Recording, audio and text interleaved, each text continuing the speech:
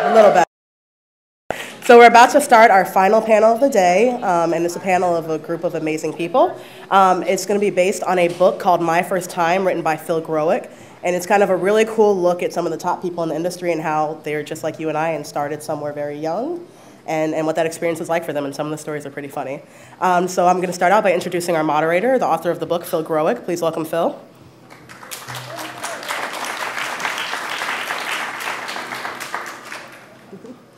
Grab a seat. Next, we have Robert Clifton. He is a creative director and has worked at a lot of cool agencies, so I'll let Phil tell you about him. Vita Cornelius, the Chief Creative Officer of Global Hue.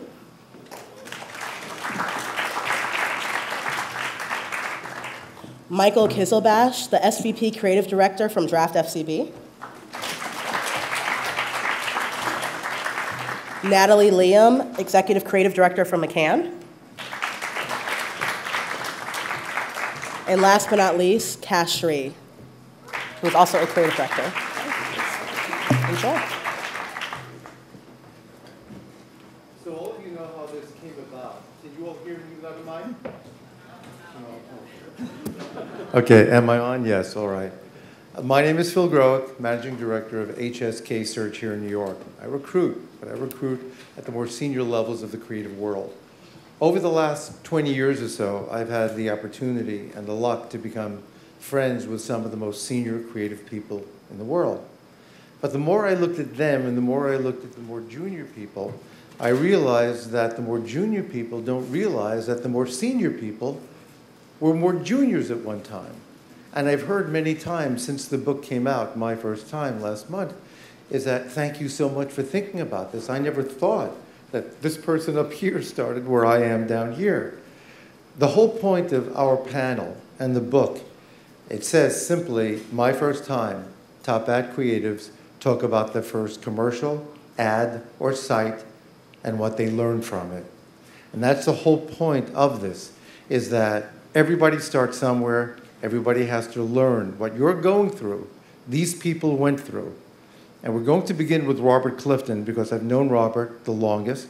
Robert is an incredible raconteur, and I think that you're going to really, really enjoy what he has to say. So, Robert Clifton. It's a lot of pressure. Can y'all hear me? So we're just talking about how we got into business, or I can talk about anything I want to talk about? Yeah, it's about your first time. Great story that you wrote. When I first got to Leo Burnett, it's a very big agency, and so they had us working on a lot of things like Kool-Aid packages and cards to clients for their 50th anniversary of being in business, things like that. And me and my art director, we always worked really hard. You know, my boss would come in, sometimes we have on the same clothes, and he was like, you don't have to stay in here all night just to work on a Christmas card. You know, it's not like it's a pitch, but we always work really hard like that. And so then there was an assignment on Nintendo, and I think a lot of people were out of town working, shooting commercials, or people were on vacation, and so my boss looked at us and said, we're going to give you a chance to work on Nintendo for the first time, which is a prized account to work on a video game. And I joked in the book that I think he was just doing it to get us off to other things because he was really tired of, spending 2 hours with us talking about Christmas cards. But at any rate, we had to work on this Nintendo assignment. It was for Mario, and I'm sure you all know Mario. And back then, I don't know what they're on now, they're probably on Mario 12. But it was, we were on like Mario 1, Mario 2, Mario 3, Mario 4. And so I think we were doing 5. And we were basically doing our research, which, is what you want to do when you're working on assignment. You want to come up with as many ideas and learn as much as you can about the assignment. So we spread out all this stuff on the floor. It was like CSI. And we had all these things out the game. We played the game. We were looking through all the books. And there in the back of one of these books, we found this character called Wario. And he was the opposite of Mario. And, he was negative, and he was the evil Mario, if you will. And so what we decided to do was we were going to focus on Wario. Now, clearly the brief said we were supposed to make Mario the hero, but, we thought we wanted to break through, so we went with evil Wario. And when I went into my creative director the first time, and I said, you know, we got this idea about Wario, he just said, who in the hell is Wario? And so we flipped to page 17 of the book, and we showed him, and he was cool with that, and we came up with this idea that Wario would try to hypnotize kids and get them to fight against Mario. And all the way up the line, when we went to people, when we went to the client even, the client was like, who the hell is Wario? So we explained to them who Wario was, and we had an evil laugh for him, which I had to practice. I'm going to try to do it here. That was many years ago, but so Wario had this laugh at the end of this commercial. He tries to hypnotize you.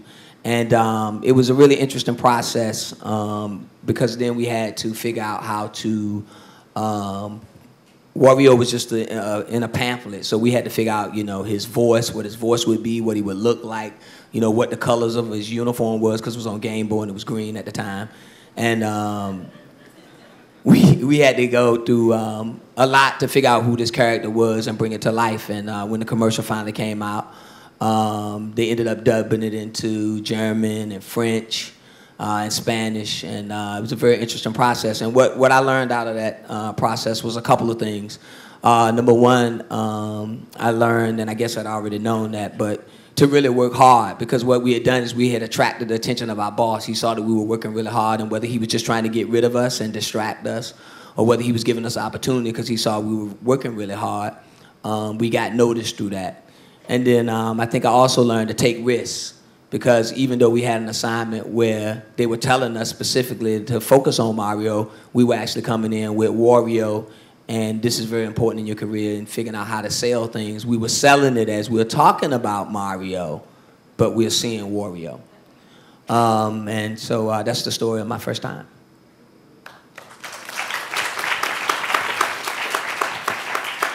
By the way, after everybody is finished, we're going to have some questions and answers, because it's going to be rare for you to get this kind of top-flight talent in one place to ask any question that you want. Natalie Lamb, Executive Creative Director at McCann Erickson.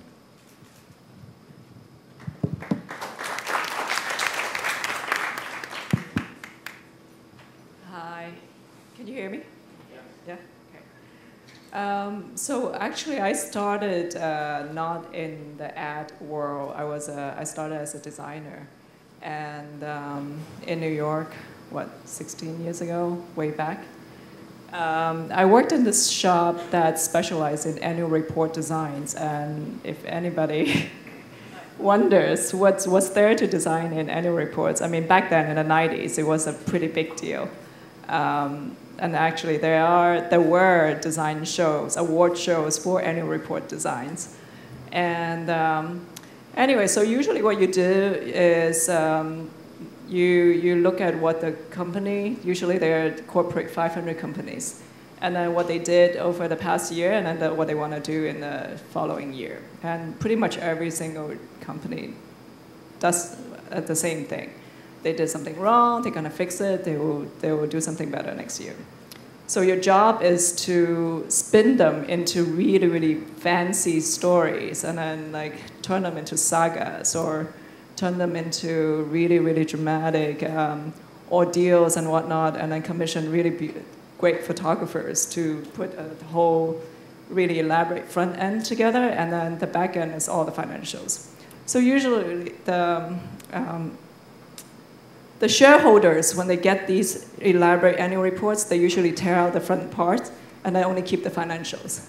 But that sustained a huge industry back in the 90s for some strange reason. So anyways, my first job, well, originally I was from Hong Kong, and I came here for school and then stayed, so I needed to get a working visa to stay. So my first job was with this shop. And then no one really told me what I need to do, and then all I knew was to do whatever they want me to do and keep the visa so that I can keep staying in the country. Pretty simple. But very luckily, I learned a lot on the job. I learned how to design. I learned from the production. They had a really, really great production team, how to fix a lot of the mistakes, like kerning, like setting type or, you know, get rid of widows, all these really old school design principles. So I learned a lot, and then I also learned from the, you know, in the first few months I was there, I spent different time with different senior designers, learning how the whole conceptual process starts. And then basically as a designer, at that shop it was great. As a designer, you not only play with superficial elements like type, color, photography, but you also need to think of the whole story. You need to be the copywriter. You also need to be the one presenting and sell the idea to a client. So you need to do a lot of different things, which is great. So in the middle of the winter, that's when it was the busiest season. So all the books went on press, and then all the senior people were gone. And then one day I was alone in the agency, and the big boss, who everybody was scared of, you know, he was wandering around and looking for people, and he couldn't find anybody around. And then he saw me. I was trying to hide and not being seen, because he's kind of a scary person. Everybody's scared of him. He's a very, very smart guy, and he saw me, and then he just came to me and said, do you want to work on an annual report all by yourself? So usually that's a pretty big gig, and then you work with a few more senior people in a team. And of course I didn't know to say no, so I was like, yes, sure.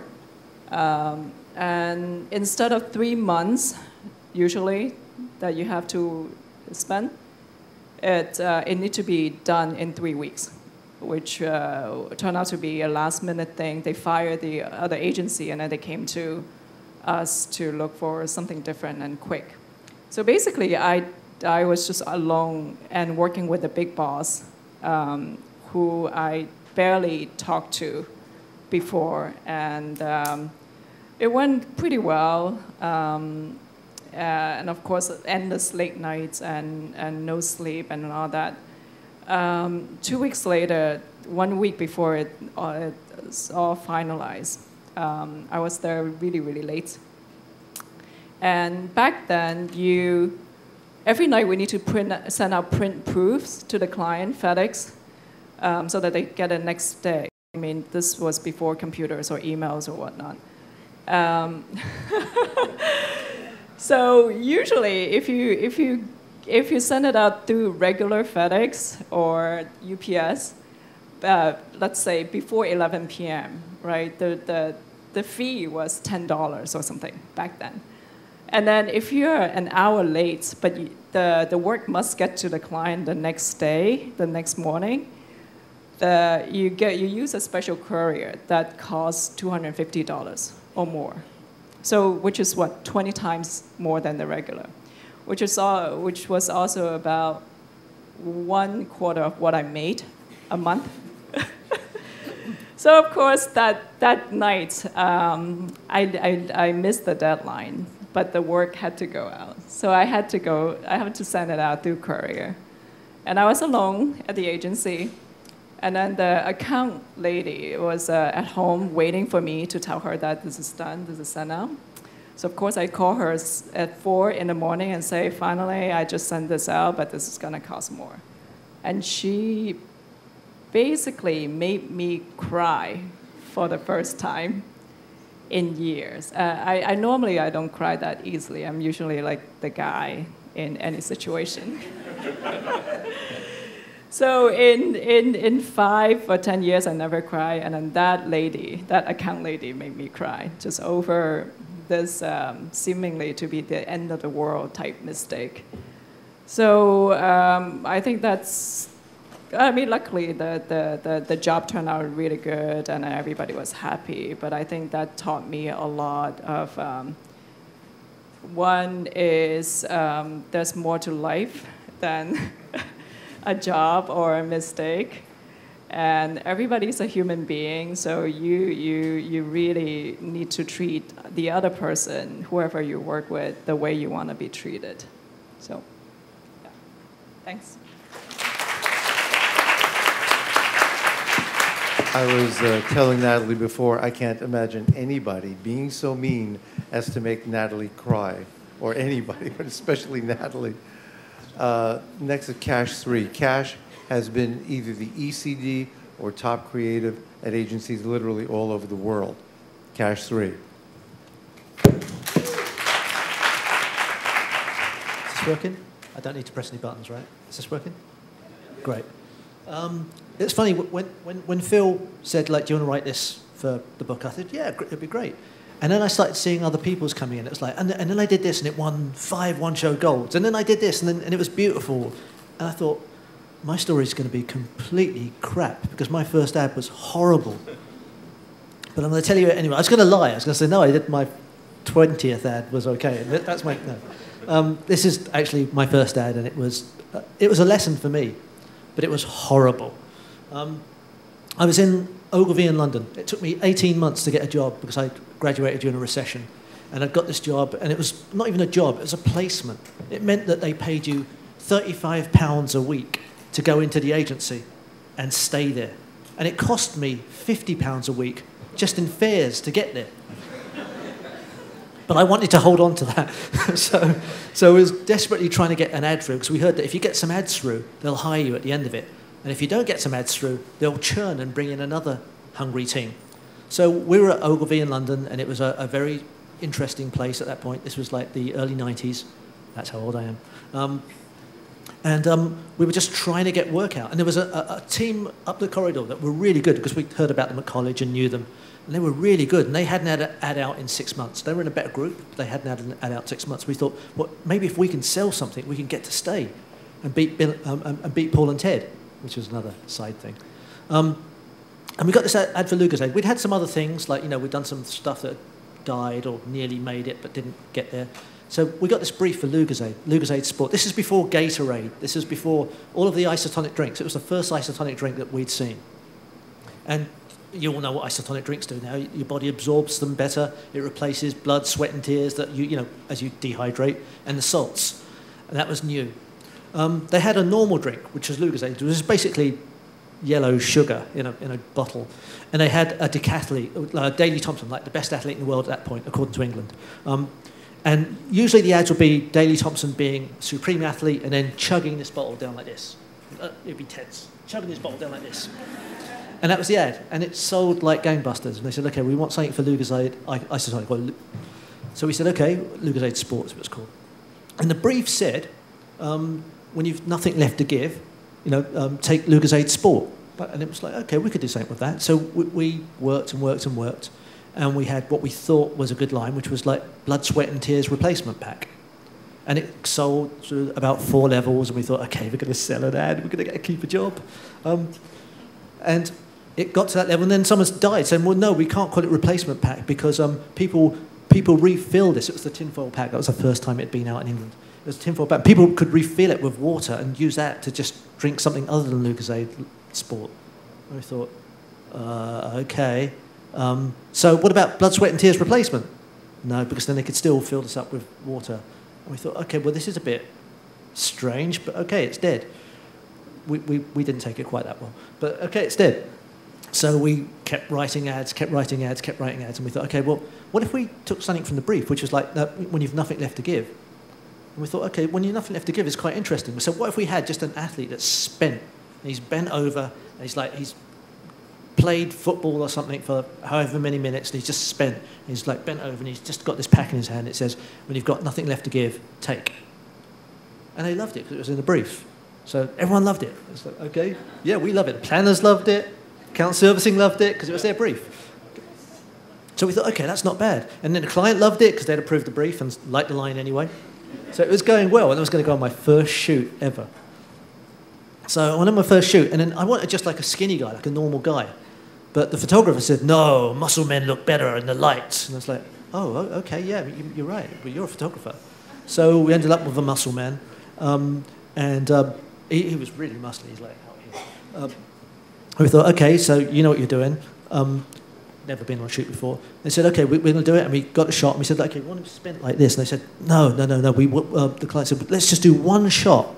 This is where you've got to learn to fight a bit. Okay, although your ad has got him like bent over like this and spent, we just want one shot with him tensing his arm and chugging this thing down the back of his neck like Daley. One shot we allowed. Just one. That's the one the client picked. So we're going there and we say, okay, we've got this nice technique and this muscly dude doing this. And it says, when you've got nothing left to give, take. And they said, but can we just add Lucozade Sport in the end? So the ad ended up as, when you've nothing left to give, take Lucozade Sport. And he's like this. And it's possibly the worst ad ever written. But what it taught us was we were doing it for the wrong reasons. We were trying to keep a job. We were trying to beat the team up the corridor. And we'd compromised our convictions. Our convictions were, you do the best ad possible. And if you get fired, you get fired. And if you get hired, you get hired. But then at least you've defined yourself. You're not molding yourself to what everyone else wants to be. It's good for life as well. If you just mold yourself to what everyone else wants you to be, you're worthless. If you're doing what you're about, if you're offering what you can believe in, then at least you can fight for it. I couldn't fight for it. I didn't know what to hold on to fight for it. There was nothing there. But and a few points in my career, I've had to realise that, okay, only go in with stuff you can fight for. Only go in with stuff you can believe in. Because if you can't fight for it, who will? And if you get fired, you get fired. But it was a horrible ad.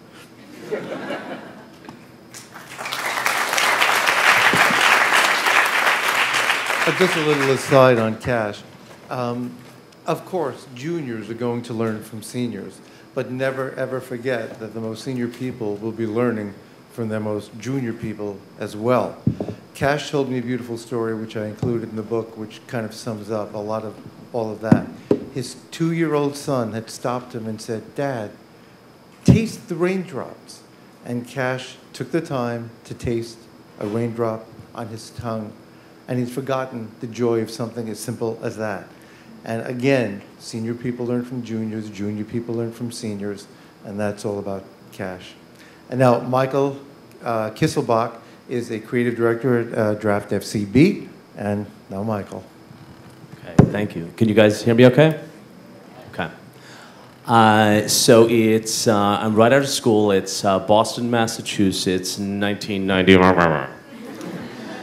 And I was going through the Help Wanted, as probably many of you are as well, and trying to figure out, feverishly looking for a job. And I saw this ad that caught my attention, and it said looking for the right fit, but right instead of R-I-G-H-T was W-R-I-T-E, and I thought, oh my gosh, how creative! I got to go work for these guys, right?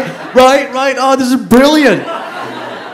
So I contacted immediately, and lo and behold, later that day, expecting like, send your resume and all this, but no, it was a, can you meet with us today? And I said, well, didn't really have my resume all together. Doesn't matter, come meet me. Couldn't be more excited. So, but I should have known at that point that something was a little amiss. And then on top of that, he wanted to, the person on the phone wanted to have the interview, not at the offices, but at the local coffee shop. This is like pre-Starbucks, at least pre-Starbucks coming to the East Coast and the world map. And so there too, I thought, well, maybe it's a little weird, but I'm so wildly excited. And so I go meet this person at the coffee shop, expecting it to be some creative person, some copywriter, which is what I wanted to be. And lo and behold, the person introduces himself, and it's this guy Ed Ponce. Now I know that the name of the shop is Ponce Buckley. So I am all of a sudden face to face with the man, the owner, who's running this, like the big cheese, the head honcho, and I'm now even more excited than ever before, thinking that I was going to meet a much more junior person down the food chain. So the interview couldn't have lasted more than 4 minutes. He told me about 3 things about the shop, all of which could have applied to any shop in the contiguous United States. I asked absolutely no questions because I was all just dumbfounded and didn't know what the hell I was doing. And he says, "Okay, you're hired." And I said, "Excuse me?" I said, "You're hired. I want you to start tomorrow." And I said, that's fantastic. I'll see you tomorrow. And as I'm getting up, I knocked coffee all over my suit. I knew enough to wear a suit, and I only had 2 suits. But I have coffee all over this suit. And I have this other suit. It's like second backup suit, but I hadn't worn it in a few years. No big deal. And it's going to come into play in a second. So I wake up 15 minutes before I'm supposed to arrive at my first day of my first job ever. I'm running around like a maniac. Back then I had big hair, like big hair. My hair is all over the place. I don't brush my hair. I don't brush my teeth. And I throw on my backup suit, but at least I'm like thinking this through a little bit. Throw on the backup suit. And as I'm throwing on the backup suit, I'm realizing that I haven't worn the suit in years. I've grown since then, both in height and in width. And that the suit is absolutely not fitting me. But I have nothing else to wear whatsoever that would even be remotely appropriate for a day one job. So I pop on this ridiculous suit, and I run to the bus stop and show up at work. So I show up, I'm running up the stairs. The elevator was broken where I was working. Run up the stairs. I'm sweating like I'm sweating like a pig. Smelling like a goat. It was like essentially like I'm in this suit that is like this. Getting this, right? Hi, Ed. I'm so sorry that I'm late. Ed is standing there. So Ed is standing there. I'm in the suit, thinking that this is what people on their first day of the job wear. He's standing there in cut-off jeans, okay, cut-off jeans and a T-shirt that had a giant beer mug on it that said, I think it was, "We'll sell my wife for beer."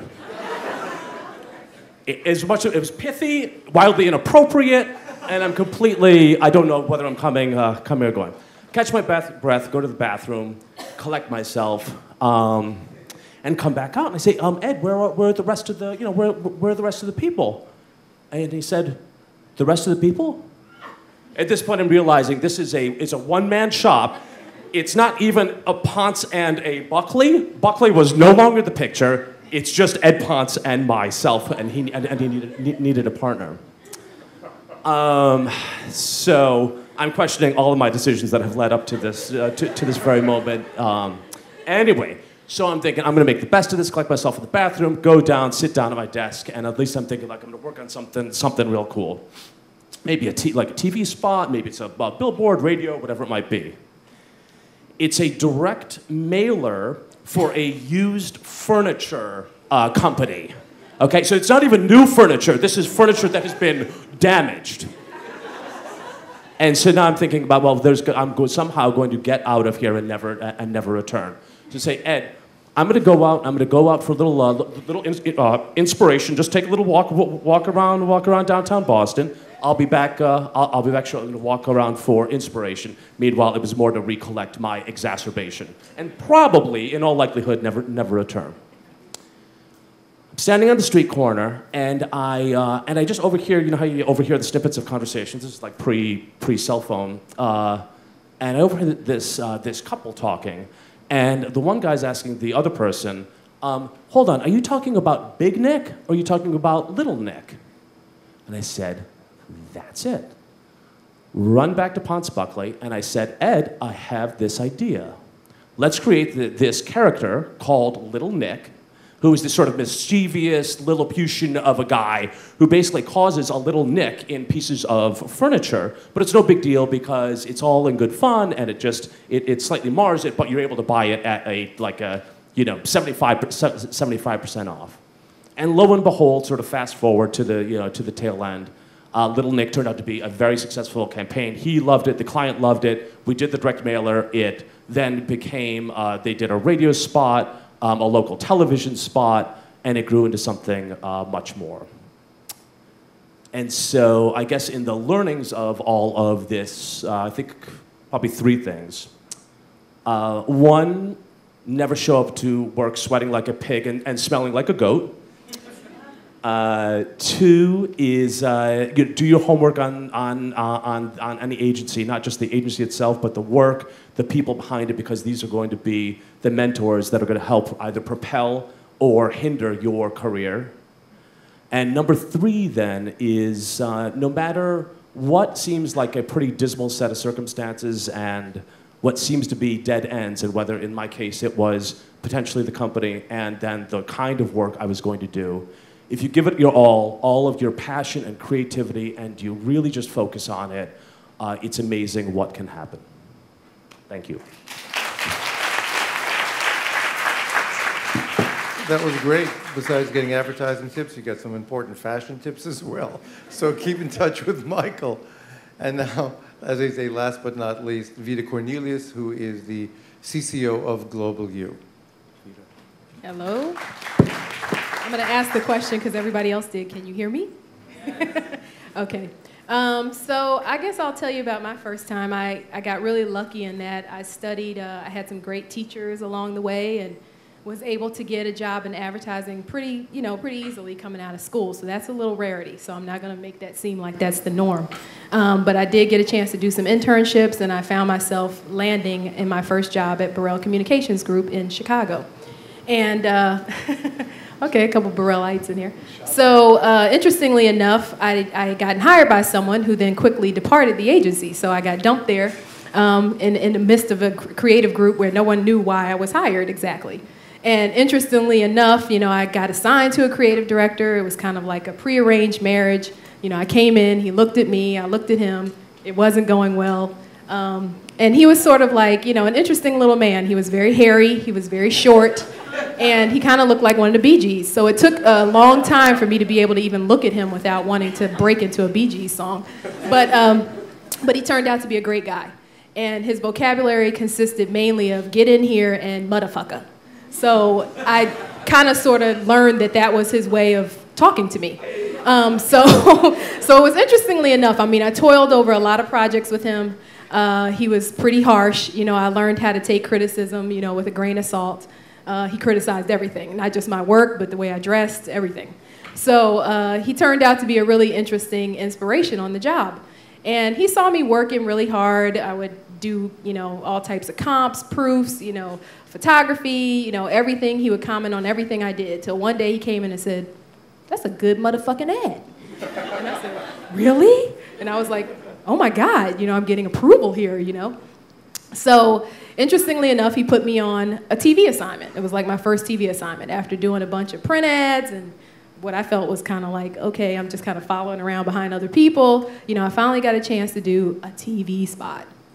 And it turned out the project was for Sprite, and the general market agency had done a campaign called Obey Your Thirst, and the client happened to be very into hip-hop at the time and felt like that was the new frontier of how to talk to African Americans in kind of an urban market. So they really were interested in figuring out, how do we infuse this whole hip-hop culture thing into the Sprite brand or Coca-Cola? Like, how do we do it, So I get this assignment, and the brief comes, and it's on my desk, and I'm in my cubicle, and I'm like there till like, I don't know, 11 o'clock at night. I'm like staring at this page, and I'm like panicked, because I'm like, it's a TV assignment, and I don't know what I'm gonna do, and oh my God. And so he comes around the corner, and he's like, "What are you looking at that motherfucking page for? The answer's not on that motherfucking page." And I'm like, "It's not?" And he's like, "No, the answer is somewhere inside you. Get in your gut. What the fuck?" So I'm just like, my gut? Well, geez. So I had absolutely no idea what he was talking about. So I sit there and I'm thinking about it, and I'm like, well, what does he really mean? So I'm thinking about it, and I'm like, God, I'm sort of a hip-hop junkie. What the hell? I always have been, My mom went through a whole period where she wanted to burn all of my clothing because everything had graffiti down the side, or I had a name belt, V-Ski. So I actually had lived the culture, and I kind of forgot that, you know what I mean? So I was just like, oh my God. So when I really started thinking about it, I said, well, yeah, what is this whole thing about Obey Your Thirst? What is this supposed to mean, really? And I talked to another junior creative, another writer at the time, and we were, pontificating about hip hop and the pillars of hip hop. And, we get into our whole thing of like, yeah, it's about freestyle, it's about the dance, it's about the music, it's about the art. And then we're like, oh yeah, that's it. Obey Your Thirst is about freestyle, and it is about being yourself. So we managed to come up with this campaign. And it was called Freestyle, and it featured some pretty prominent hip hop artists at the time. Pete Rock and CL Smooth and Nas and AZ and some other artists. And some, however many years, I'm not going to give my age away, later, it still becomes, I've heard it's still a little bit of a cult lookup on YouTube, surprisingly. So, the campaign took off. It was very popular. Sprite actually ended up doing a big hip hop initiative after that. But, it was something that really was shocking because I really didn't know that, an idea could kind of come from, a personal place, a personal experience. And that's kind of what I learned as, a young African American growing up in this business and also having moved on and gone to general market agencies and so on and so forth in my career, is that, the learning is you can't compromise who you are. Who you are and your individual point of view is very important to the storytelling that you'll be asked to do for your clients. You can draw inspiration from anywhere. You can draw inspiration from your life, the things you've experienced, your point of view on the things that you've seen other people experience. And for, a moment, I forgot that. So that, to me, became a really telling way for me to sort of draw inspiration when I was trying to come up with ideas, later on in my career, is that I don't necessarily walk in the person's shoes, but I have to somehow be able to empathize with their situation or empathize with what I'm trying to do to create advertising for that situation. So I think that was probably the best lesson I learned behind that. And also that having a creative director that pushes you, that seems like they don't care, that seems like they are harsh, you have to look beyond that because really they could be grooming you, shaping you for something much bigger. And it may hurt initially, but you just have to kind of understand that the tough love is sometimes exactly what you need in order to have the confidence to step out and do the things you need to do. So that's it.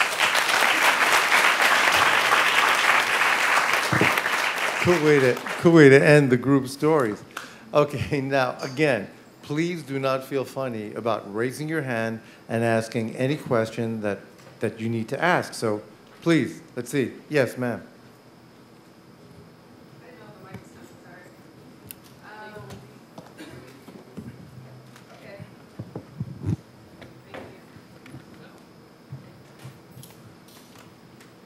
So one of the things I love about advertising is that it really has the potential for me to apply a lot of my talents and skills. But with that being said, I have to focus. And going forward, like when I think about planning, my 5-year plan, what's my 5-year plan going forward? I'm a rising professional. So I just kind of started working at this company out in St. Louis. So kind of going forward. Is there somebody you want to direct it to? No, just to anybody that has any advice about, planning, once you get into that first position, how did you plan your life going forward? Or do you plan your life going forward, or do you just kind of roll with the punches, or what? Take any mic. You know what? Honestly, I think the thing that's so alluring about this business is there sometimes is no plan. And being open to the experiences as they come to you I think is key. If you kind of go into anything, I think, with just like some master plan that you think you're going to just do this, you can kind of cut yourself off at the knees. I do think focusing, though, on having, like for me personally, my focus was to work in multicultural for a short time, and then I really had aspirations to go into general market because I really knew I wanted to do bigger brand advertising. I didn't want to, be kind of sequestered into doing just targeted advertising. So that was kind of sort of a broad stroke plan, if you will. But I think ultimately you have to kind of get in and you got to see what appeals to you and where you feel as though your strengths are best, kind of brought forward and kind of listen to your gut. But for sure, I would say being open to the opportunities that present themselves to you is the first step. Anybody else? Somebody must have an important question here. Yes. Hey guys, so I was wondering, all of you guys or most of you guys are multicultural, and we are all here multicultural. I was wondering, for your first projects or for your first, portfolios, how much did that influence you? Did you use a lot of your cultural or ethnic roots in it, or did you kind of leave that out for your first project, and then when you got more proficient, then you started putting that in? Anybody can. I think if you have to start thinking like, okay, I'm black, therefore I have to approach this black, or I'm something I have to, it's bullshit. What you've got to do is find your own voice, and your culture will be part of that voice, and your experience up until then will be part of that voice. I think one of the best quotes I ever heard was from Tarsem, which I'm going to butcher now. He was a really hot director back in the day, and he still is now, I guess. But someone, once asked him, like, why do we pay you so much? And he said, like, you're not paying me for the film. You're not paying me for the camera. You're not even paying me for this crew. You're not paying me for if we've got the latest camera. He goes, you're paying me for my childhood. You're paying me for every book I've read. You're paying me for every walk I've taken. You're paying me for all my heartbreaks. You're paying me for my life up until now. You're paying me for my way of seeing. And your culture will come out through that, I think.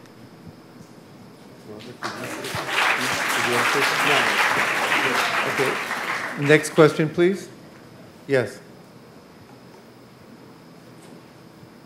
So my question is, in your early stages of your career, was there anyone besides the boss that would make the interesting lines that played a pivotal role in the development of your career?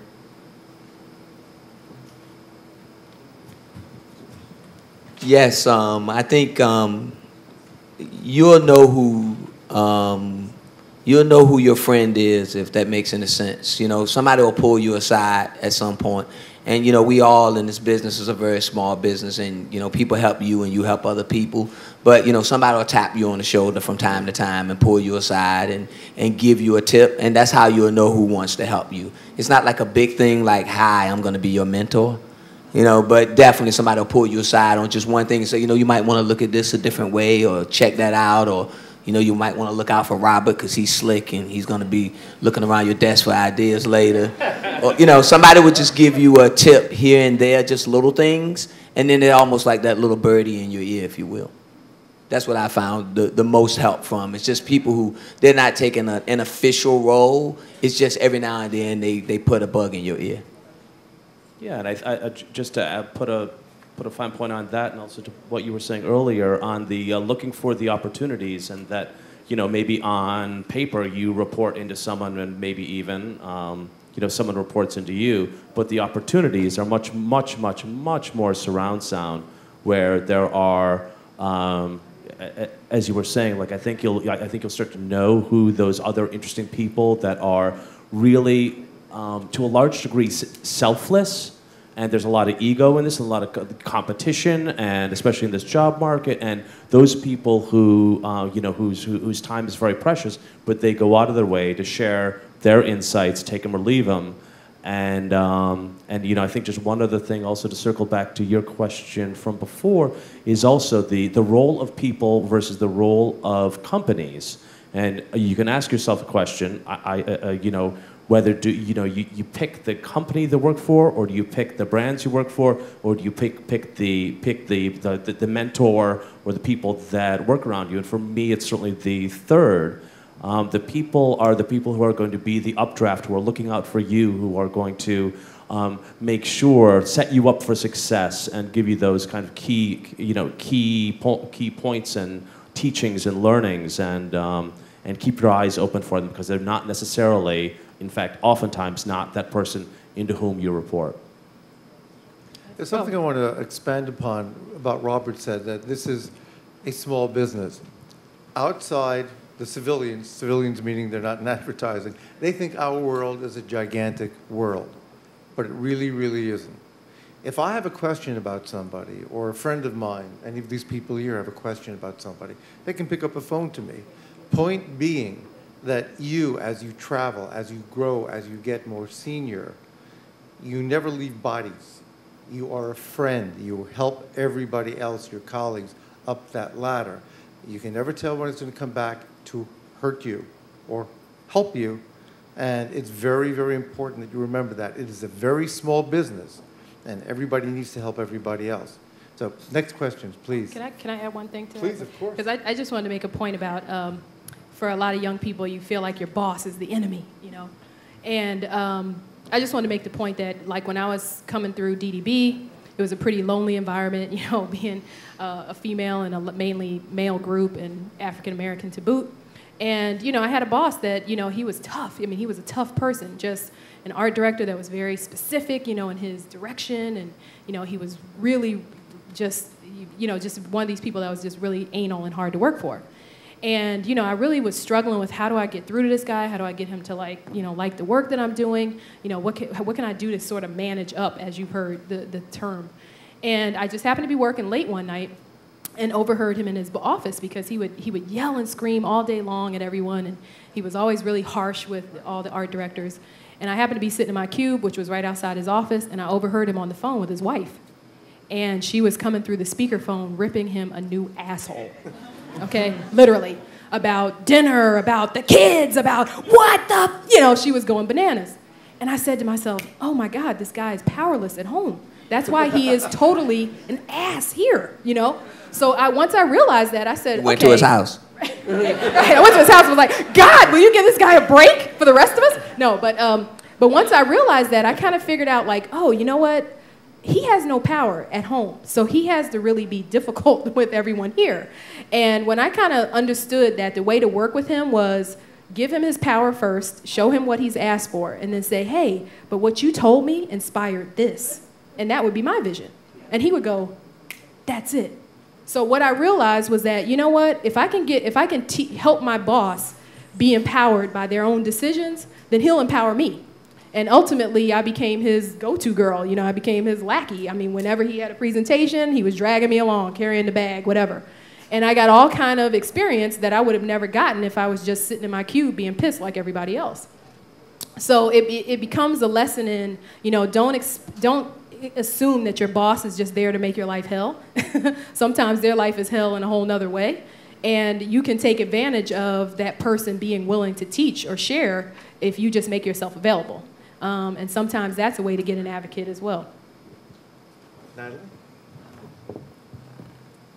I want to add something that's, I think at the end of the day, we're doing this, we're being in the ad industry or the creative industry, and instead of being in banking or, you know, lawyers or whatnot, it's because this is a lot more fun than anything else. So I think at the end of the day, doesn't matter who you work with, doesn't matter whether you work in a big company or a small agency, there will be people who connect with you as they share the same humor, or they share the same aesthetics, or they like the same type of work, and then so naturally you will form a type of connection. Doesn't matter whether you stay in the same job as these people or you move on to other agencies. So I'd say yes, you need to manage up, or you need to watch out, you need to seek out mentors and whatnot, but at the end of the day, we're all creatives, so we connect in a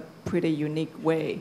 So you also don't need to try so hard to worry about titles, to worry about how you behave and whatnot. I think you just go with what you love the most, which is, and then you will find other people who connect with you in the nature of what we do, which is creative.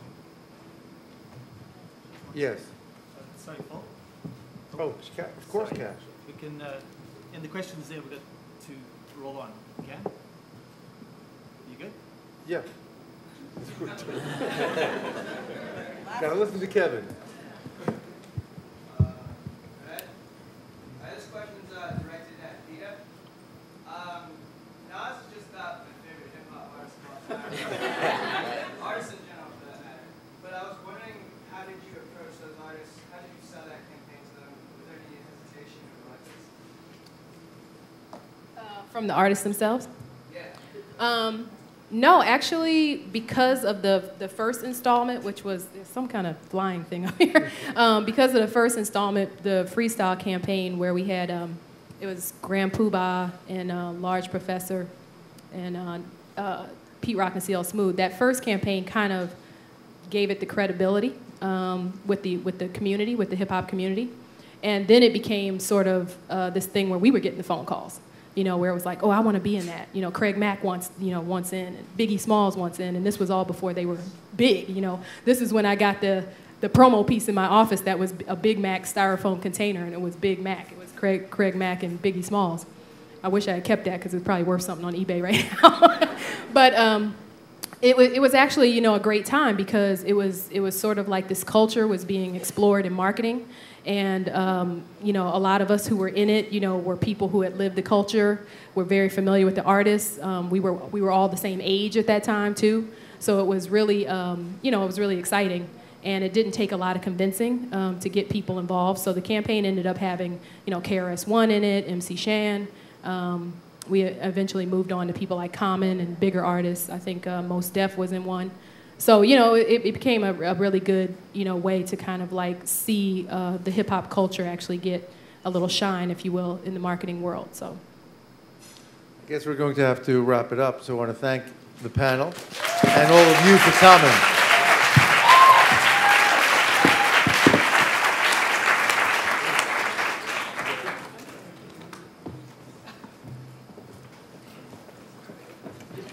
Thanks, Phil. Thanks, guys. Fantastic.